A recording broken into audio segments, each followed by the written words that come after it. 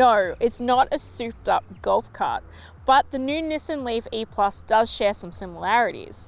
It's small, it's electric, but it also kind of handles like a golf cart. It's not particularly fast or as fun as what you might think, but stay watching and I'll show you why. There are two versions available, the smaller motored Leaf or this one, the E Plus. The E Plus offers a greater driving range and a bigger motor, but will cost you just under $62,000 before on-road costs. Some of the standard kit includes synthetic leather seats, heated front and rear outboard seats, LED lights, and an intelligent rear view mirror. If you're considering a vehicle like this, you get some good features, and this does sit at the lower end of the electric car price range. I was pretty excited to get into the new Leaf because I do have some experience with the first gen Leaf and I wanted to see what had been done to it. Looks wise, the first thing that my husband said when he saw it was that it looked like a Lego car. And then my parents said something similar and now I can't unsee it. The front bonnet in particular looks pieced together with the bonnet lid, the charging lid, and the black grille, just not leading into that futuristic vibes that other e-vehicles seem to have going for them at the moment. There are some elements that draw the eye, and maybe not in a good way, like the weird-looking 17-inch alloy wheels, cool two-tone body colours, and blue accents on the interior. The dashboard utilises a nice mix of materials, from the brushed metal inserts and soft synthetic leather, but it's headlined by a rather small 8-inch touchscreen, and the buttons and dials are big. Overall, it doesn't look like an electric car once you get in. For me, it's a bit of a plain Jane inside. I think an electric car should feel fun. You know, the tech in these are forging new pathways for us as drivers, so why not break the mold and change things up a bit? Nissan could have had a little bit more fun with the design of this one. As soon as you close the door, it starts to feel a little bit claustrophobic in here. Pretty much most of me is pressing in on something on the car. And even when my husband jumped in, it was the same deal for him. The headroom is okay up front, but I don't love how small the cockpit feels. Also, there's a weird mix of features in here. You've got some really nice luxury items like heated seats, heated steering wheel, but then you've got, big buttons and dials that gives it a old school vibe and not in a good way. The seats though are really comfortable. I really like the mixed synthetic leather and fake suede, pretty cool, but they're manual and no lumbar support, which you're going to notice on a longer trip. The storage throughout the car is below average. Up front you've got a decent sized glove box, but the middle console is tiny. You've got 2 cup holders and a drink holder in each door, and this tiny little spot for really just a single phone. But that's it. And it's awkward spacing, at least for my driving position, for the cup holders. When I actually want to get my coffee out, I have to sort of bend awkwardly to get it out. And speaking of awkward, this armrest, the cutout in it, it's just, there's not actually a lot of surface area to lean on. And in my driving position, I'm sort of leaning at the front of it anyway, so it's sort of useless for me. I quite like the E-shifter. It's quite cute how it, swivels around. But this has a foot parking brake and just sort of leans into that vibe that Nissan isn't breaking the mold too much. I actually quite like it. It was a bit nostalgic for me to use, but again, doesn't quite feel like an electric vehicle in here. The touchscreen multimedia system is easy to use, even if the graphics look a little bit boring. It's got wired Apple CarPlay and Android Auto, and it's been very easy to connect my iPhone 8 Plus to it. But there's only one USB-A port and 12-volt port in the entire car, so passengers will miss out here, which is a real shame. The steering wheel feels lovely under your hand, and the flat bottom gives it more of a sporty vibe than honestly it deserves. And the digital instrument panel, easy to read, but not super customizable, so might not suit everyone. The intelligent rear view mirror is actually pretty cool. Say you've got extra tall people in the back, or you've got a lot of gear going up and blocking your view, you can switch on the camera feed so you're not inhibited by what's in the back.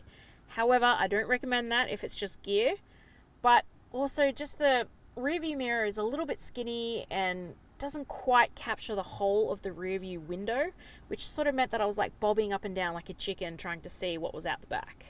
Just like the front, the back seat feels a little bit penned in. The headroom and legroom isn't too bad for me, but I'm 5'6" or 168 centimeters, and if you're a bit taller, you might not agree with my statement. The seats, though, are pretty cushioned and feel comfortable. A little bit shallow, not heaps of under-thigh support. Because the seats feel a bit high and the car sits relatively low, I feel like you knock your head quite a bit when you're in the back seat here trying to get in and out. It was easy for my 5-year-old to scramble in and out though, which was always good, and he enjoyed a pretty good view this week. But other than that, there's not a lot happening back here. Amenities are a bit, thin on the ground. You've got a drink bottle holder in each door. You've got mat pockets. Now you do have heated seats back here, which is always a plus, but only one button, meaning even if your cabin mate doesn't want a heated bottom, too bad. Both seats are going to get heated. But besides from that, that's it. Like, you don't have cup holders, you don't have a middle armrest, no directional air vents, no reading lights. It's a bit basic. There are 2 ISOFIX mounts and 3 top tether child seat mounts. Realistically though, you're only going to fit 2 child seats back here. It was really easy fitting my harness booster seat and, relatively easy fitting a 0 to 4 rearward facing child seat, but front occupant space will be hindered when it's installed. Because the amenities aren't all that great, you start to feel like the price might be a little bit steep considering what you get back here. The boot is actually pretty decent for a car of this size, and I really like how deep the cargo floor is. But quite a lot of space is taken up by the cables, the cable case, and the sound system, which you can't remove. All week, I've been feeling a little bit weird about putting things on top of it in case I accidentally damaged it. This doesn't have a powered tailgate, but the lid isn't too heavy to operate, so that's okay. And underneath the car is the spare tire.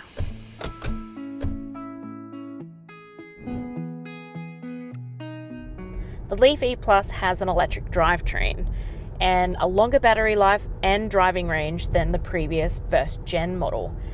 Admittedly, I did like the shape of the last one and it was a little bit more fun to drive, but that longer battery life has meant that I haven't had any range anxiety this week, which is fantastic.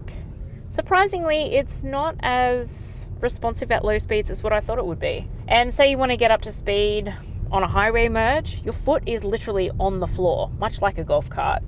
Once you get up to speed though, it's pretty cruisy and still felt confident overtaking, which was good. A cool feature in this too is the E pedal. Once it's engaged, you pretty much only use the one pedal. So say you take your foot off the accelerator, the car will start braking, even coming to a full stop. Took me a couple of days to get used to it, but I actually quite like it. This just gets hit by the wind and passing of other cars. When I was in 110 zone, I had to drive this completely differently to what I usually do because it just felt wobbly and quite unstable on the road. And higher speeds didn't feel as in control as what I would have liked, which is never a nice feeling. Way back when smart cars were a thing and I was test driving one, I was given the advice to slow down when a truck passed me. I would give the same advice for this car, which means that this will never be a road tripper for me. And honestly, feels more comfortable in the city than on the open road. The reversing sound in this is not the traditional, truck beeping. It's actually a cute sonar submarine sound. But I wonder if it's loud enough or obvious enough to do its job. Because, the first thing my dad said when he heard it was, "What the hell is that?" If you're an urban dweller though, the compact size of this makes it easy to park. The 360-degree view cameras make light work of even a tight spot, and the sensors feel accurate too. But I would have liked a crisper camera view, as this one's a bit blurry, but it's better than nothing. The Leaf E Plus has a driving range of up to 385 kilometres, which is a big step up from the first gen Leaf, which only had a claimed 117 kilometre range. You also get a couple of charging cables, which means that you should be sorted for charging. You even have the convenience of charging at home, which is what I did this week. Open the charging panel, plug in overnight, and you'll be good to go for the next day's errands. However, the Leaf isn't as fast to charge as newer EVs like the Hyundai Ioniq 5 or Kia EV6. The Leaf can do 20 to 80% in an hour and a half on a 50 kilowatt fast charger. If you value your time, the other EVs can do 0 to 80% in a fifth of that time with the right charger. Something to consider. The Leaf comes with some great safety features like AEB with pedestrian detection, lane keeping tech, blind spot monitoring and rear cross traffic alert. Comes with the usual airbags too, but it doesn't come with a driver's knee airbag or a front center airbag. This version of the Leaf hasn't been tested yet, but the smaller motored version did score a maximum ANCAP safety rating of 5 stars from testing done in 2018. Doesn't necessarily mean that it's unsafe, but it is something to consider. The Leaf comes with Nissan's 5-year unlimited kilometre warranty, which is pretty standard, but it also comes with 5 years roadside assistance, which is great for peace of mind. It has 6 years cap price servicing and services average $306, which is pretty good for a small car, but a little bit expensive for an electric car. Servicing intervals are every 12 months or a longer than usual 20,000 kilometres, whichever occurs first. The Nissan Leaf E Plus has an attractive price if you're considering a car like this and a competitive driving range. If you're a city dweller with slightly older kids, this will probably suit you.